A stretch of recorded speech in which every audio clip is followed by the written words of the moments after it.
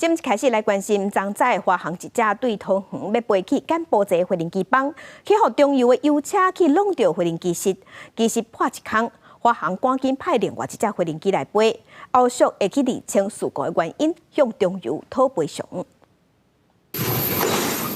中油的油酸车向后壁挖过，将车身甲石膏去掉的所在拔开。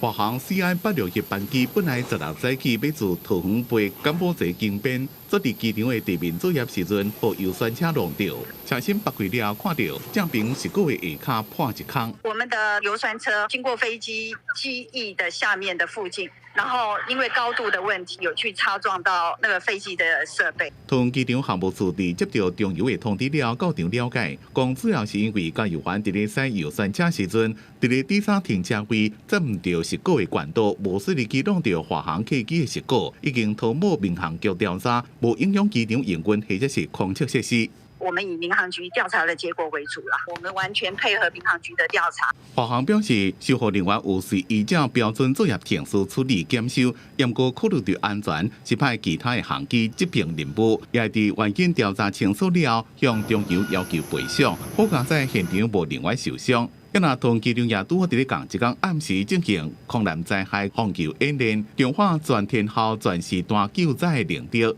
为无法度预测的风险，做好万全的准备。记者综合报道。